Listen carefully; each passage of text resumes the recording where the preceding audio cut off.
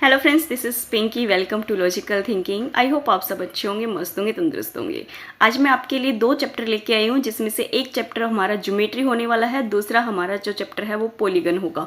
Geometry और जो polygon है उससे 1 या 2 क्वेश्चन तो 100% आते ही हैं। मतलब दोनों के मिला के 2 से 3 क्वेश्चन यहाँ से आने वाले हैं। चाहे आप मैथ पीआरटी का दो, चाहे मैथ आप किससे कर रहे हो, टीजीटी से भी कर रहे हो, तो दोनों में आपको 2 से 3 क्वेश्चन देखने को मिलेंगे। काफ़ी इजी टॉपिक है और काफ़ी अच्छा है। बट कंडीशन क्या है, आपको स्टार्टिंग इसकी पता होना चाहिए। कुछ आपको चीज़ें पहले से क्लियर होगी तो आपको इस टॉपिक में कोई भी प्रॉब्लम नहीं आएगी। बट कंडीशन क्या बताई मैंने आपको कि चीज़ें आपको क्लियर होनी चाहिए, तो उसके लिए हमें थोड़ा सा इंट्रोडक्शन देखना होगा। तो हम यहाँ पे स्टार्ट कर लेते हैं। जो एंगल्स हैं उनको बहुत अच्छे से समझ लेना। अभी समझ लोगे तो आगे आपको प्रॉब्लम नहीं आएगी, नहीं तो आगे क्या है, प्रॉब्लम आएगी आपको एंगल्स के अकॉर्डिंग। तो देखो, अब देखो यहाँ पे जो पूरक कोण होता है, पूरक कोण मतलब 2 एंगल्स का जो सम है वो कितना आना चाहिए, 90 डिग्री आना चाहिए। समपूरक मतलब 2 एंगल्स का सम कितना आना चाहिए, 180। अगर ये दोनों आपको क्लियर है तो इससे आपको जब क्वेश्चन करोगे तो आपको कोई प्रॉब्लम नहीं आएगी। पूरक मतलब देखो, अगर नाम से देखेंगे, पूरक तो 3 वर्ड है, 3 वर्ड है तो 90, समपूरक 4 वर्ड है तो 4 वर्ड है तो 180। तो थोड़ा सा ध्यान भी रखोगे तो भी क्लियर हो जाएगा। फर्स्ट ऑफ ऑल आपको ये दोनों चीज़ पता होनी चाहिए, इस पे बेस आपको बहुत सारे क्वेश्चन मिलने वाले हैं। दूसरा देखो, अगर आप ध्यान से देखोगे तो यहाँ पे एल और जो एम लाइन है वो दोनों क्या है, पैरेलल लाइन है। इनके बीच में एक हमारी ट्रांसवर्जन लाइन है, तिर्यक रेखा है। ये हमारी क्या है, तिर्यक रेखा, जिसको हम ट्रांसवर्जन लाइन कहते हैं। अब 2 पैरेलल लाइंस को जब एक ट्रांसवर्जन लाइन या एक तिर्यक रेखा कट करती है तो इससे हमारे 8 एंगल्स बनते हैं। 8 एंगल्स की टाइप पता होना चाहिए कि कौन से एंगल को क्या बोलेंगे। ठीक है, तो सबसे पहले मैंने ले रखा है यहाँ पे शीर्षा विमुख कोण। जो अपोजिट्स एंगल्स होते हैं उनकी बात कर रहे हैं। शीर्षा विमुख को vertically opposite angle, vertically opposite angles की बात करेंगे तो यहाँ पे कौन से हो जाएंगे। पहले तो देखो बनते कैसे हैं, एक लाइन ऐसे जाती है, एक लाइन, 2 लाइन जहाँ इंटरसेक्ट करती है एक पॉइंट पे, वहाँ जो पॉइंट बनता है उस पे हमारे एंगल बनते हैं, उनको बोलते हैं हम शीर्षा विमुख कोण, या हम कह सकते हैं vertical opposite angle. Okay, speed थोड़ी ज़्यादा लग रही है, थोड़ी डाउन करते हैं।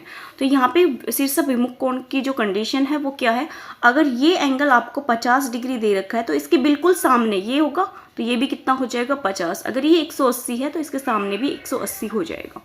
क्लियर है।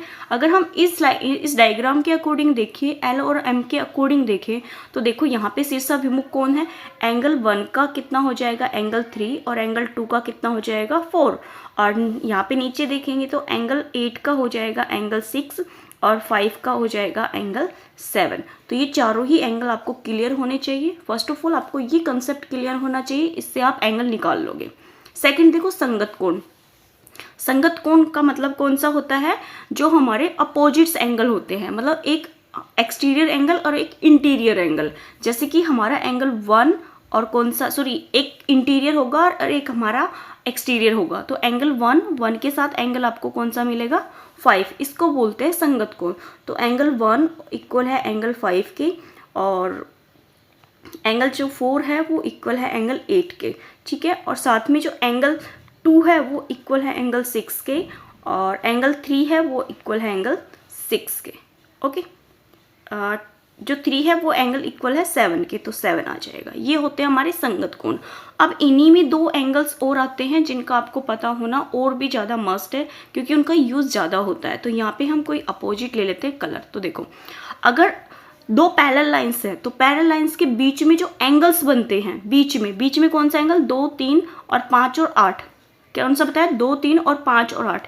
ये जो एंगल होंगे इनको हम बोलेंगे यहाँ पे इंटीरियर एंगल। कौन से बोलेंगे, इन चारों एंगल को इंटीरियर एंगल, मतलब अंतः कोण।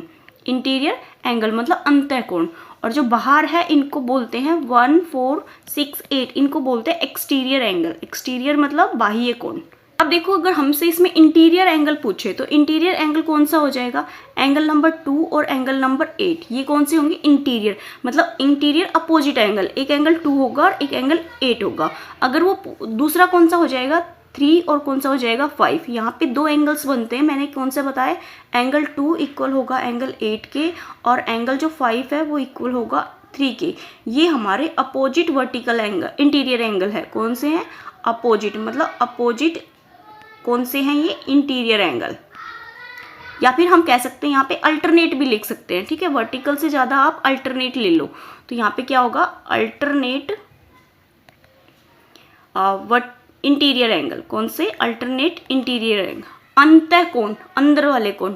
अब बाह्य कोण कौन से हो जाएंगे, जिनको हम इंटीरियर एक्सटीरियर एंगल कह रहे हैं। एंगल जो 1 है वो इक्वल हो जाएगा एंगल 6 के, और जो एंगल 4 है वो इक्वल हो जाएगा एंगल 7 के। तो बाहर के हो गए ना, तो ये हमारे कौन से हो जाएंगे, अल्टरनेट एक्सटीरियर एंगल। अब एक मोस्ट इंपॉर्टेंट आता है जिसकी आपको बहुत ज़्यादा नीड होती है क्वेश्चन में। क्या होती है कि यहाँ पे जो एंगल 3 और जो एंगल 8 है, कहने का मतलब ये है कि दो पैरेलल लाइंस के बीच में जो सेम साइड में जो एंगल बनेगा उनका सम होता है 180 डिग्री। कितना बताया मैंने, 180 डिग्री, ठीक है। यहाँ पे 3 और 8 का होगा और यहाँ पे 2 और 5 का होगा। क्लियर है, आई होप आपको ये समझ आया होगा। ये मैंने बता दिया है, लेकिन मैं आपको एक बार फिर से बता रही हूँ ताकि आपको थोड़ा सा समझ आ जाए। यहाँ पे देखो दो पैरेलल लाइंस है, इनके बीच में एक तिर्यक रेखा है जिसको हम ट्रांसवर्सल लाइन कहते हैं। तो ये L और ये M होगी, ये हमने T मान ली। अपने अकॉर्डिंग यहाँ पे एंगल 1, ये 2, ये 3 और ये एंगल 4, यहाँ 5 आ जाएगा, ये 6 आ जाएगा, ये 7 और ये 8, ठीक है। अब देखो वर्टिकल अपोजिट एंगल, सबसे पहले हम बात कर रहे हैं शीर्षाभिमुख कोण का। तो जो एक एंगल है, एक उसके सामने जो थर्ड है, वो क्या हो जाएंगे, वर्टिकल अपोजिट एंगल, या हम कह सकते हैं शीर्षाभिमुख कोण। और दूसरा कौन सा हो जाएगा, 2 के सामने 4 हो जाएगा, ठीक है। 5 के सामने 8 हो जाएगा, 6 के सामने 7 हो जाएगा। क्लियर है। इंटीरियर एंगल, इंटीरियर मतलब अंतः कोण, अंतः कोण मतलब जो अंदर की साइड जो एंगल बनता है। एंगल 2 इक्वल है 5 के और एंगल 3 इक्वल है एंगल 7 के। ये कौन से बता रही हूँ मैं, अंतः कोण। अब बाह्य कोण, बाह्य कोण में हो जाएगा एंगल 1 इक्वल है 6 के, एंगल 4 इक्वल है एंगल 8 के। क्लियर है। अब दूसरा मैंने बताया था आपको को इंटीरियर एंगल। अंतः कोण की डेफिनेशन होती है कि दो पैरेलल लाइंस के बीच में जो सेम साइड में एंगल बनते हैं उनका सम कितना होता है, 80 डिग्री, 180 डिग्री। तो कितना हो जाएगा, 180 डिग्री। आई होप आपको ये समझ आया होगा। इसी पे बेस आपको क्वेश्चन मिलेंगे जिससे आप ये एक चुटकियों में आंसर निकाल लेंगे। कंडीशन यही है कि आपको सारे एंगल्स पता होना चाहिए, उसी के बाद हम आगे पढ़ेंगे तो हमें कोई प्रॉब्लम नहीं आएगी।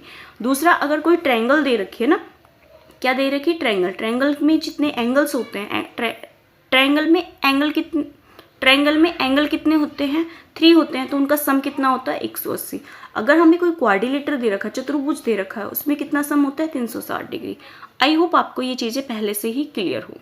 ओके, नेक्स्ट देखो। नेक्स्ट हमारे यहाँ पे क्वेश्चन स्टार्ट हो जाते हैं जिनको हम यहाँ सोल्व करेंगे। 60 डिग्री के कोण का संपूरक कोण बताइए। तो संपूरक कोण पहले तो आपको ये पता होना चाहिए कितने मतलब कितना होता है। तो संपूरक कोण मतलब दो एंगल्स का सम हमारा कितना होता है यहाँ पे, 180, ठीक है। ये θ1 मान लो, ये θ2। अब एक 60 है, एक 60 है, तो θ2 निकाल दोगे, 180 में से 60 माइनस कर दोगे तो कितना आ जाएगा, 120 डिग्री। ऑप्शन नंबर हमारा यहाँ पे 3 सही हो जाएगा।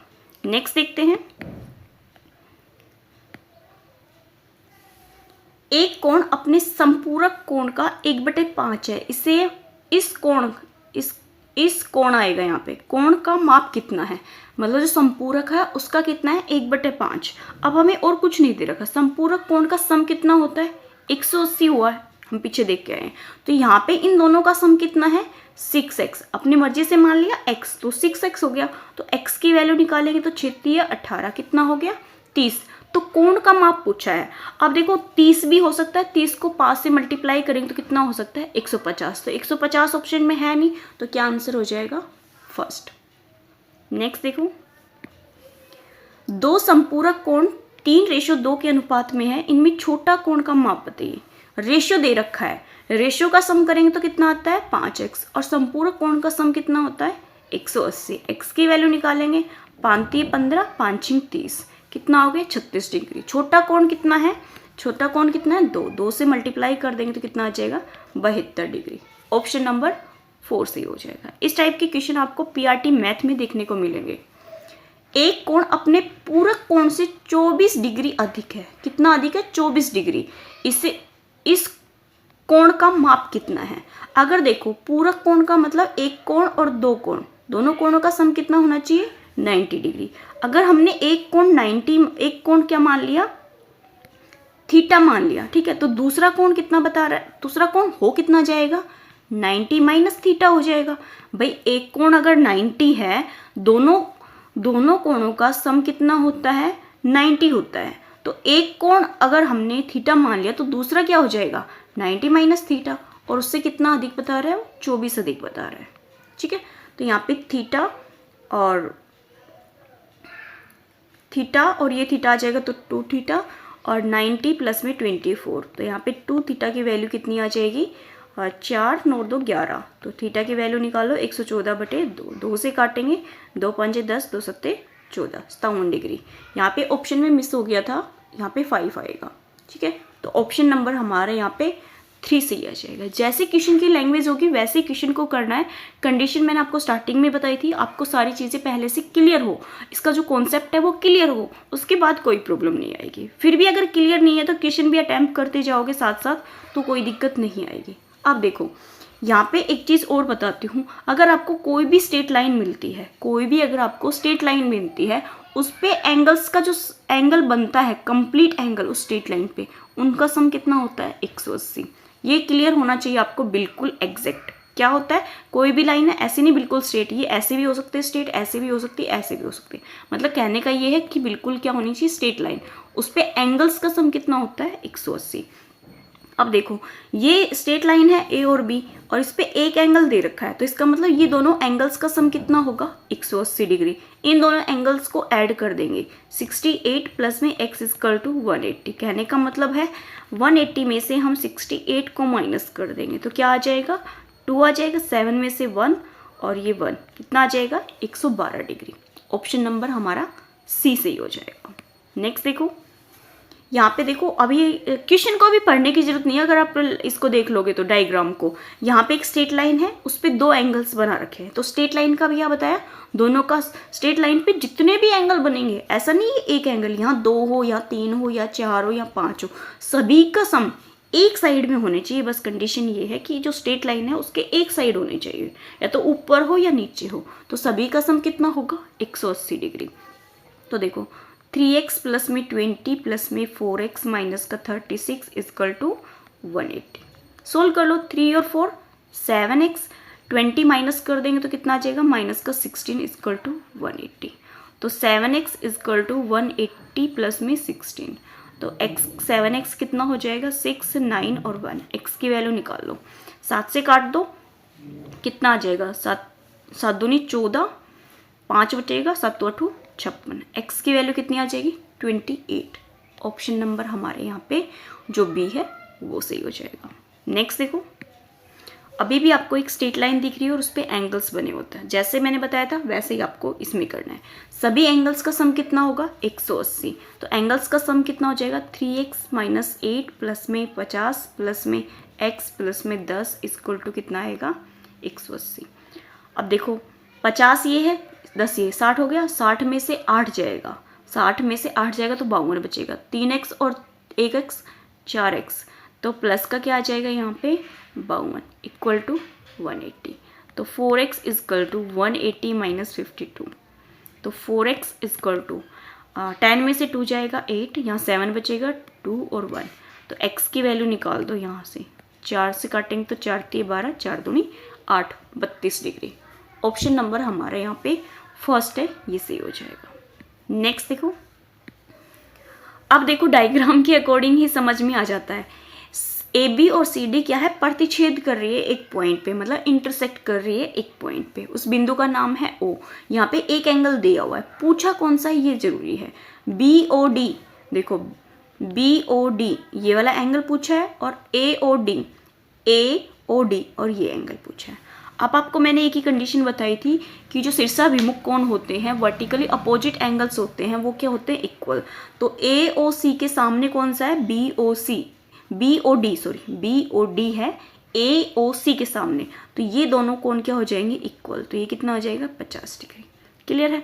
तो आप देख लो पहले बी ओ डी किस में 50 है, ओनली एक ऑप्शन में है बी में, तो ये वैसे भी बी ऑप्शन आ गया है, लेकिन हम कौन सा निकालेंगे, ए और डी और निकालेंगे।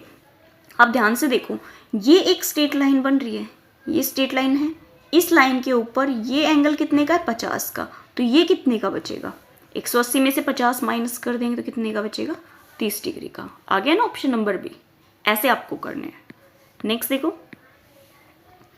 POS 90 है, मतलब यहाँ पे नाम ले लिखा POS इसको मान लो और इसको R और Q मान लो, ठीक है। तो यहाँ पे देखो POS 90 है। एक चीज़ और बताती हूँ, इसमें क्या दे रखा है शीर्षाभिमुख कोण में एक कोण 90 दे रखा है। तो देखो इस कोण के सामने ये वाला एंगल होगा तो ये भी कितना हो जाएगा 90 का। अंडरस्टूड है। अब देखो ये स्ट्रेट लाइन है तो ये 90 का है, तो यहाँ पे भी कितने का बचेगा 90 का। ये भी कितने का आ जाएगा 90 का, क्योंकि शीर्षाभिमुख कोण है। इसका मतलब आपको जब भी वर्टिकल अपोजिट एंगल में एक एंगल 90 का मिलता है, उसके सामने जितने भी एंगल बनेंगे साइड वाइड में तो वो कितने के हो जाएंगे 90 के। ऑप्शन नंबर हमारा सी सही हो जाएगा। नेक्स्ट देखो AOD का अर्धक OE है। देखो अब इस क्वेश्चन को देखने की जरूरत है। AOD का जो अर्धक है वो कौन है OE है, ठीक है। ये इसने हाफ कर दिया। हाफ का मतलब ये अगर 2 था तो ये कितना हो गया XX हो गया। तो XY का मान बताइए। तो देखो यहाँ पे ये वाला एंगल क्या है BOC 132 है, तो इसके सामने कंप्लीट एंगल ये वाला आएगा, कंप्लीट आएगा। तो कंप्लीट एंगल ये कितना हो जाएगा यहाँ पे 132 डिग्री। पर इसमें एक एंगल मिस है, एक एंगल मिस है ना, हमें x का नहीं पता। तो कंप्लीट तो पता लग गया। AOD ये हमारा कौन सा एंगल है AOD एंगल है कौन सा 132। अगर आप ध्यान से देखेंगे यहाँ पे CO और D लाइन को देखो, COD लाइन को देखोगे तो ये बिल्कुल स्ट्रेट लाइन है। तो यहाँ पे 132 है, तो जो O एंगल बनेगा कौन सा BOD, तो 180 में से 132 को माइनस कर देंगे तो ये एंगल आ जाएगा 8, 7 में से 3 जाएगा 4, तो कितना आ जाएगा 48 डिग्री। आ गया 48। 48 के सामने एंगल कौन सा है Y है, तो ये एंगल कितना हो जाएगा यहाँ पे 48 डिग्री। अब देखो जो Y सेकंड नंबर पे एंगल कौन सा 48 दे रखा, आप देख रहे हो ऑप्शन नंबर जो B है इसमें 48 दे रखा है। क्लियर है। अब हमें कौन सा निकालना है X। वैसे तो X का पता लग गया 66 आएगा और किसी में है नहीं, बट देखो एक बार ये 48 हो गया, हाँ जी 132 का ये क्या था, ये कंप्लीट एंगल कितने का था 132 डिग्री का। और ये क्या बोलता है अर्धक है, अर्धक मतलब हाफ पार्ट में डिवाइड किया है, तो इसका आधा चाहिए हमें x की वैल्यू, तो कितनी आ जाएगी 66 डिग्री। आ गया ना एंगल। आपको भी ऐसे ही करने हैं। नेक्स्ट देखो, अब देखो यहाँ पे आगे 2 लाइन हमारी पैरेलल हैं और एक हमारी ट्रांसवर्सल लाइन है। इसके लिए आपको जो मैंने फर्स्ट में बताया वो चीज़ क्लियर होगी तो ही समझ में आएगा, वरना नहीं आएगा। तो देखो यहाँ पे L लाइन है, एक L2 लाइन है, इनको एक ट्रांसवर्सल लाइन काट रही है, मान लो T ले ली, ओके। तो यहाँ पे एंगल हमसे पूछा है मेन C वाला। तो देखो क्या करोगे, A एंगल दे रखा है 65 डिग्री, A 65 है। अब A के अपोजिट में कौन सा है, ये कौन से एंगल होते हैं संगत कोण, ये कितने का हो जाएगा 65 डिग्री का। क्लियर है। ये 65 का, ये 65 का। अब यहाँ पे अगर आप देखोगे तो ये स्ट्रेट लाइन है ना, स्ट्रेट लाइन है। इस पे जितने भी एंगल बनेंगे उनका सम कितना आएगा 180। तो 180 माइनस क्या कर देंगे हम 65, तो 5 आ जाएगा और 7 1 कितना आ जाएगा ये हमारा 15 डिग्री। C 115 डिग्री कितना आएगा 115 डिग्री। 65 माइनस किया है ना तो 115 आएगा। ऑप्शन नंबर हमारा यहाँ पे B से हो जाएगा। काफ़ी अच्छा चैप्टर है, इसके मतलब क्वेश्चन भी बहुत अच्छे हैं, बस आपको कॉन्सेप्ट थोड़ा सा पता होना चाहिए। अब देखो AB और CD 2 पैरेलल लाइंस हैं, 2 पैरेलल लाइंस है। ये एंगल 35 डिग्री का है और ये D एंगल पे कितना दे रखा है 65। जब भी आपको 2 ऐसे पैरेलल लाइंस मिले और वो कहीं बीच में ऐसे ट्विस्ट करके ऐसे मैच कर रही है ना, ऐसे ये जो बन रही है ना जो शेप ऐसे मिलती है, तो इसमें क्या होता है कि जो एंगल B और जो D है इन दोनों का सम कर देते हैं। 35 प्लस में 65 कितना हो जाएगा हमारे यहाँ पे 100 डिग्री। तो ऑप्शन नंबर B। एक तरीका तो ये है। दूसरा तरीका देखो, अगर आपको ध्यान नहीं रहती है प्रॉपर्टी तो उसके लिए देखो, उसके लिए क्या करोगे आप, जो ई से ना ई से एक पैरेलल लाइन ड्रॉ कर दोगे, होगी पैरेलल लाइंस। अब देखो पैरेलल लाइंस है तो ये एंगल अगर B 35 डिग्री है तो इसके ये वाला ये ओनली हाफ हाफ एंगल कौन सा हो जाएगा, अल्टरनेट इंटीरियर एंगल। तो ये 35 का, ये भी कितने का हो जाएगा, 35 का। अब डी एंगल का ये जो एंगल बचा है ये क्या है, इंटीरियर, अल्टरनेट इंटीरियर एंगल। तो ये भी कितने का हो जाएगा, 65। तो दोनों का सम कितना आ जाएगा, 100 डिग्री। ओके, बात वही है, बस आपको थोड़ा सा समझ आना चाहिए। अब देखो नेक्स्ट दे रखा है, नेक्स्ट में भी हमें उसी तरीके से करना है, बट इसमें सम नहीं होगा। तो पहले मैं आपको बेसिक बता देती हूँ, फिर बेसिक से ही चलेगा ये वाला था ना। तो हमने एक पैरेलल लाइन खींच ली इन दोनों के बीच में। अब देखो मैंने आपको को प्राइम बताए थे, कौन से बताए थे, को प्राइम नहीं सॉरी, को इंटीरियर एंगल। को इंटीरियर एंगल, जो हमारे को इंटीरियर एंगल होते हैं, अंतःकोण होते हैं जो सेम साइड के होते हैं। Not a vertical interior angle, only same side, मतलब सेम साइड के जो इंटीरियर एंगल होते हैं। यहाँ पे जो एंगल 100 है और इसके साथ में ये एंगल है, ये कौन से हमारे इंटीरियर एंगल है और सेम साइड बने हुए हैं। तो इन दोनों एंगल्स का सम कितना होता है, 180 डिग्री। तो ये 110 का है, तो ये कितने का बचेगा, 70 का।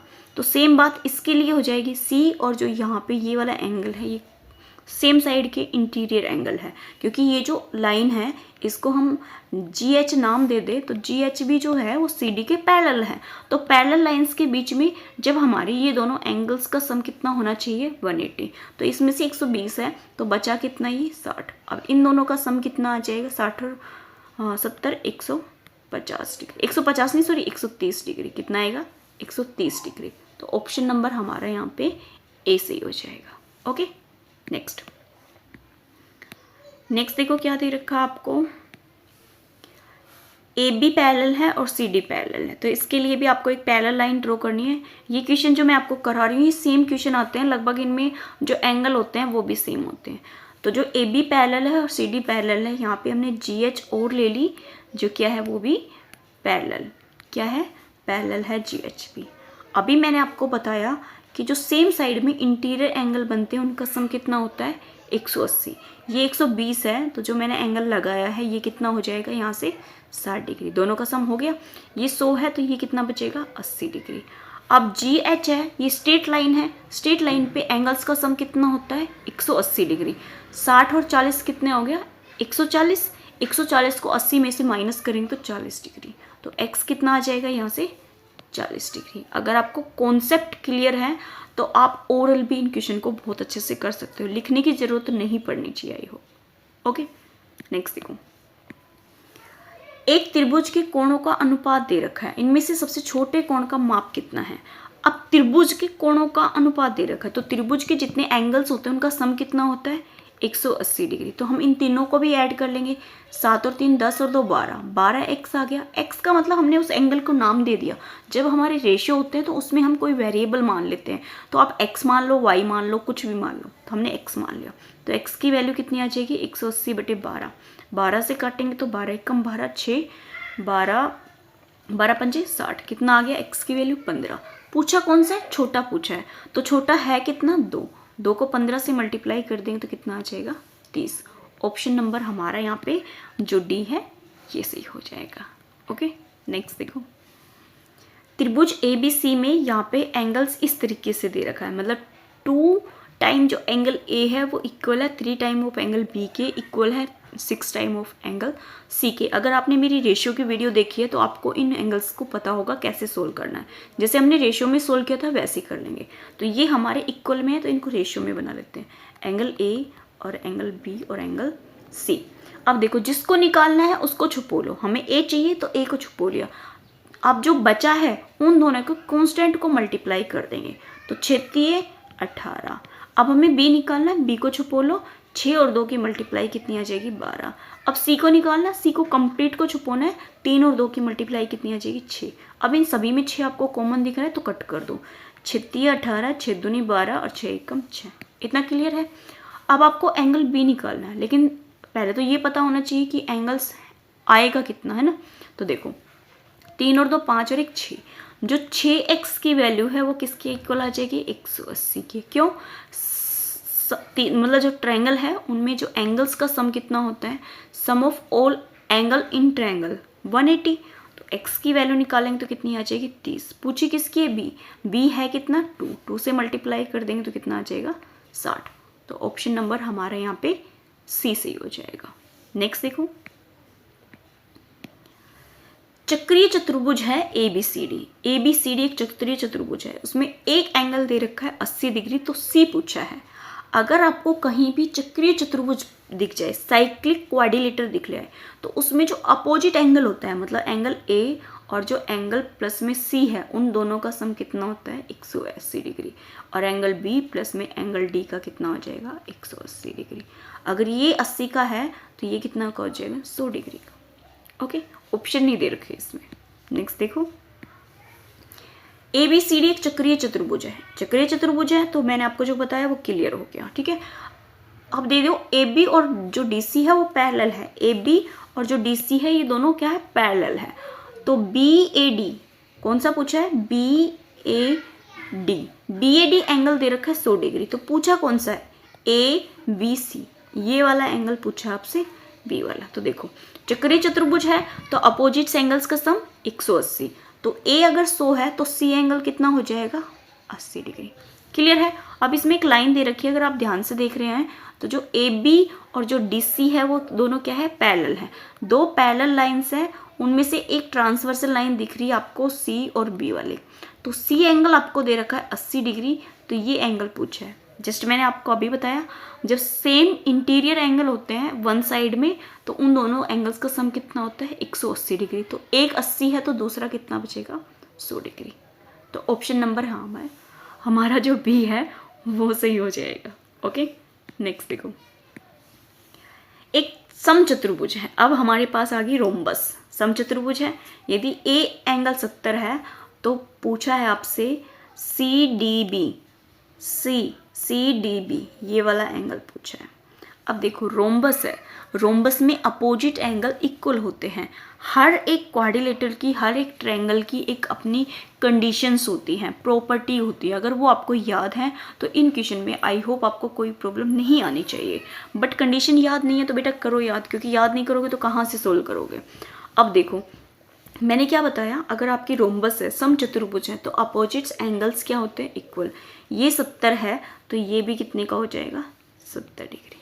क्लियर है। अब 70 हो गया। अब आपको पता है जो रोम्बस होती है उसकी ऑल साइड्स क्या होती हैं, इक्वल होती है। इसका मतलब ये सभी साइड्स एक दूसरे के क्या है, इक्वल है। अगर आप ओनली इस वाले ट्रायंगल की बात करें, हम ट्रायंगल उठा लेते हैं ऐसे ही, कौन सी है ये, DB और C, ये ट्रायंगल उठा ली। इसमें ये एंगल हमसे 70 डिग्री दे रखा है और ये दोनों साइड्स इक्वल हैं, तो इसका मतलब ये दो एंगल्स हैं, ये दोनों भी क्या हो जाएंगे, इक्वल हो जाएंगे। फर्स्ट ऑफ ऑल इक्वल हो जाएंगे। सेकंड क्या है, अगर आप इस क्वाड्रिलेटर में देख रहे हो तो क्वाड्रिलेटर के अंदर ये अर्धक है ना, अर्धक है ना, हाफ है, इसका हाफ है, तो इसका मतलब ये कंप्लीट था, इनका हाफ हो गया। 2x था, इनका क्या हो गया, आधा हो गया, तो ये भी x हो जाएगा, ये भी x हो जाएगा। क्लियर।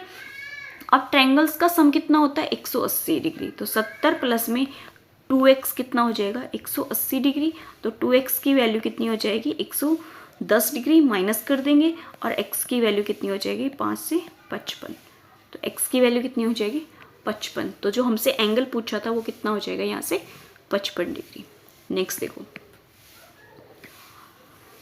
एक ABCD समचतुर्भुज है। अभी भी आपसे क्या दी है, एक रोम्बस दे रखी है, इसके विकर्ण बिंदु O पर मिलते हैं, काटते हैं। तो यहाँ पे एक एंगल दे रखा है और एक एंगल x दे रखा है, तो यहाँ पे एंगल x का जो वैल्यू है ना वो पूछी है।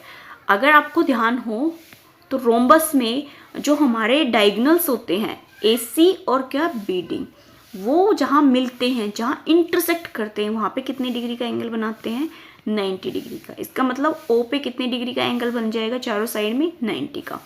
अगर आप ध्यान से देखोगे तो यहाँ पे ये ट्रायंगल बन रही है ये ट्रायंगल। ये अगर ट्रायंगल है तो इसके एंगल्स का सम कितना मिलेगा 180, तो ये 90, ये 40, 90 और 40 कितने हो गए 130, तो x एंगल कितना बच गया यहाँ से 50 डिग्री, तो x एंगल कितना हो जाएगा 50 डिग्री। आई होप आपको ये सारे जो क्वेश्चन है वो समझ आ रहे होंगे। बस कंडीशन ये है कि आपको सारे की जो प्रॉपर्टी है वो पता होनी चाहिए ज्योमेट्री की। अगर आपको नहीं पता है तो मैंने मेंशुरेशन कराई हुई है, आप उस वीडियो को देखिए, आपको दोनों जगह मिल जाएगी। आप मैथ की जो प्लेलिस्ट है ना उसमें देखेंगे, उसमें भी मिल जाएगी। और एक HTET क्या है, HTET एस्टेट 2024 नाम की एक प्लेलिस्ट है जो अभी मैं करा रही हूँ, वो सारे उस वीडियो उसमें जा रहे हैं प्लेलिस्ट में, आप उसको चेक करोगे तो आपको उसमें भी मिल जाएगी। दोनों में मैंने 2D और 3D कराई हुई है बहुत अच्छे से और बहुत सारी प्रॉपर्टियों के साथ, तो आप उनको देखिए, आपको 100% ये सारी चीज़ें एक बार में क्लियर हो जाएगी। अब देखो जो हमारा ज्योमेट्री था वो यहीं तक था, आगे हमारा स्टार्ट हो जाएगा पॉलीगन।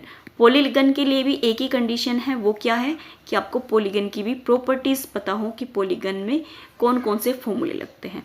यहाँ पे आपको लगभग 4 फॉर्मूले दिख रहे हैं, चारों फॉर्मूले याद हैं तो किसी क्वेश्चन में कोई प्रॉब्लम नहीं आएगी।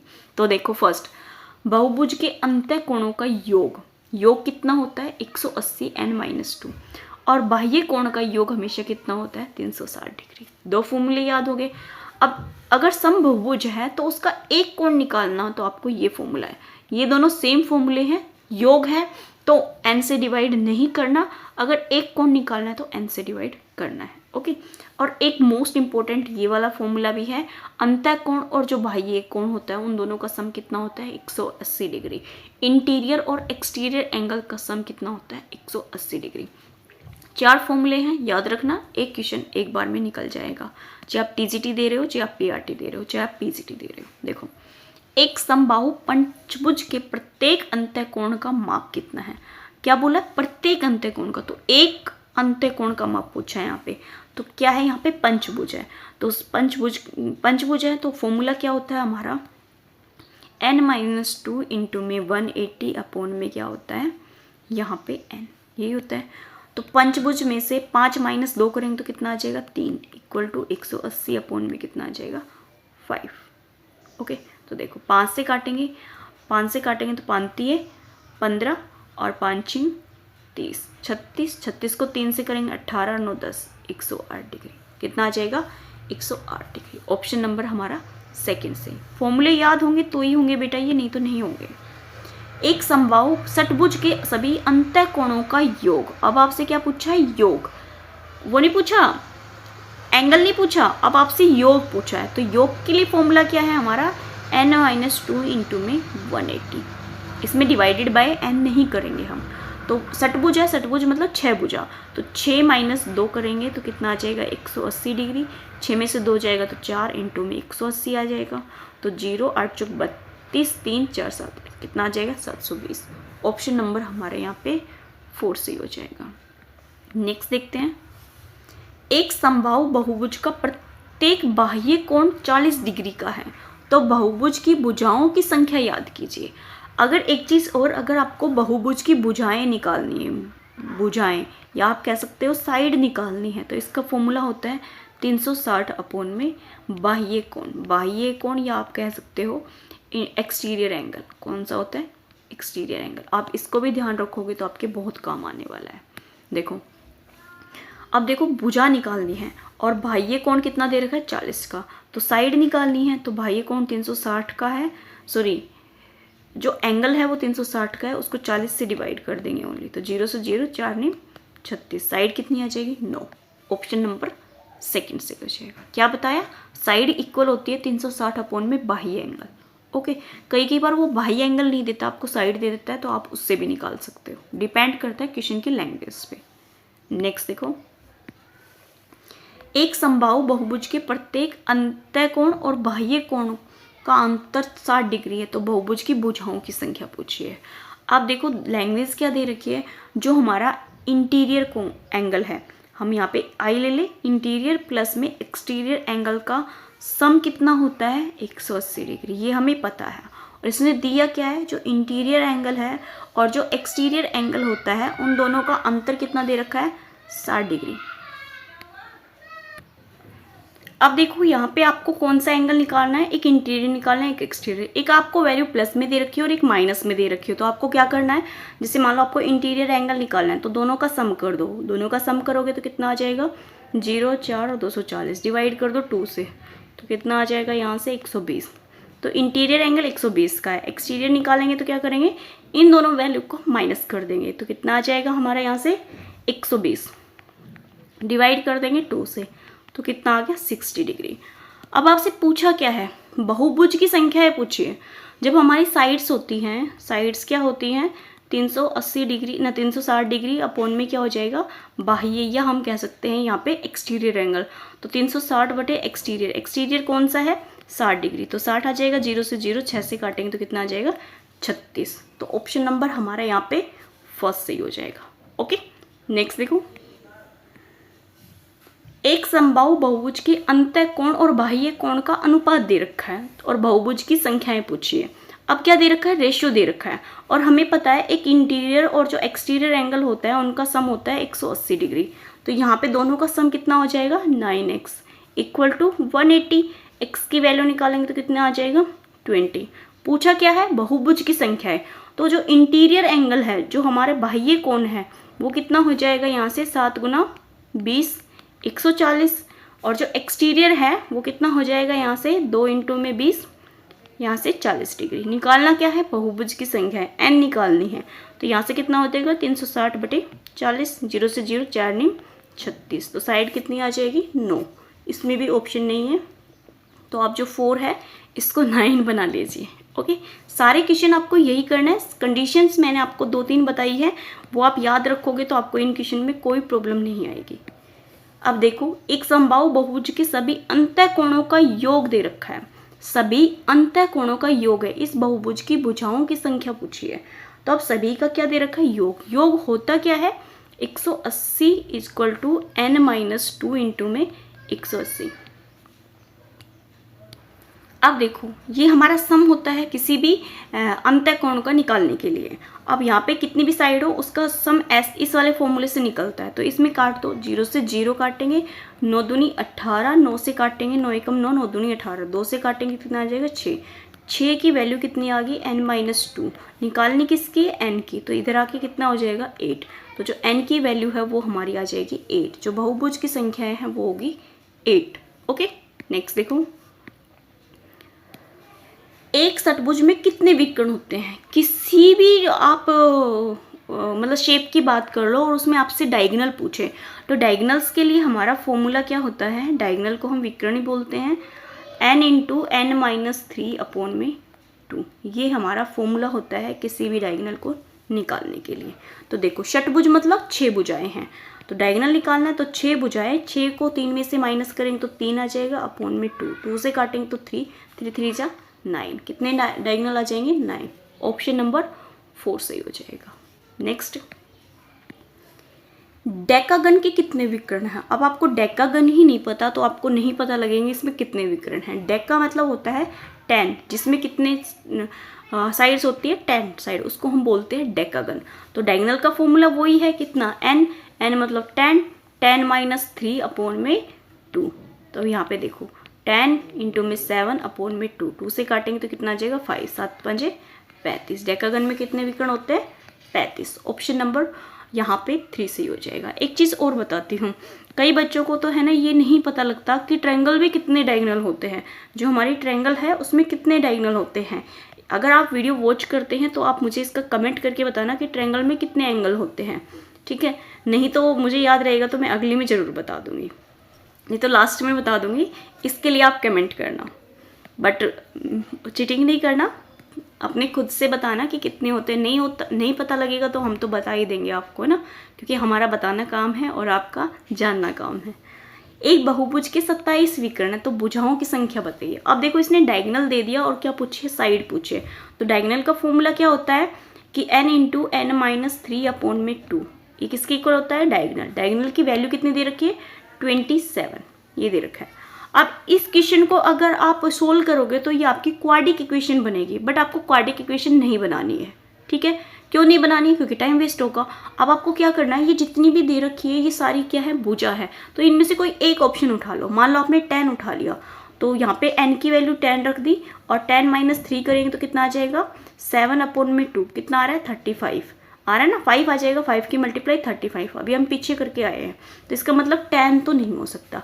11 ज़्यादा आएगा और 12 भी ज़्यादा आएगा, है ना। तो हमने यहाँ पे क्या ले लिया, 9 लो, 9 में से 3 जाएगा 6 अपॉन में 2, 2 से काटोगे तो कितना आ जाए 3, 3 9 27 आ गया ना 27। तो आप ऑप्शन यूज़ करके भी आंसर निकाल सकते हैं, बस आपको क्या है, ट्राई करके देखना होगा। क्वाड्रिक इक्वेशन बनाओगे तो टाइम वेस्ट होगा, उसको सोल्व करने के लिए फिर सोचना पड़ेगा कि फैक्टर कौन से बनेंगे, फैक्टर बनेंगे तो फिर उसमें भी टाइम जाएगा। तो सबसे आसान मेथड है, आपको दिख रहा है 9, 10, 11, 12 है, तो मतलब इंक्रीज हो रहे हैं, तो आप किसी एक को उठा के देख लो और उसके आसपास के फिर आपको समझ आ जाएगा कि कौन सा ऑप्शन होगा। ओके, नेक्स्ट देखो,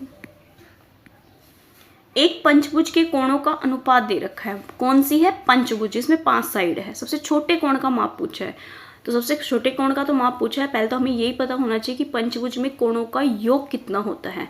तो पंचभुज में जो कोणों का योग है उसको हम कैसे निकालेंगे, n-2 इंटू में 180। ठीक है, तो यहाँ पे देखो n की वैल्यू कितनी है, 5, 5 माइनस 2 करेंगे तो 3 इंटू में आ जाएगा 180, तो 0, 3 8 24 और 5 कितना आ जाएगा 540। पंचभुज के कोणों का योग कितना होता है 540, लेकिन इसने रेशियो में कितना दे रखा है, ये दे रखा है। तो इन सब का सम कर लेते हैं। 9 और 1 10 और 10 20 और 5 25, 9 और 1 10, 5 और 20 कितना हो गया 20 आएगा। इनका सम करेंगे तो कितना आ गया 20।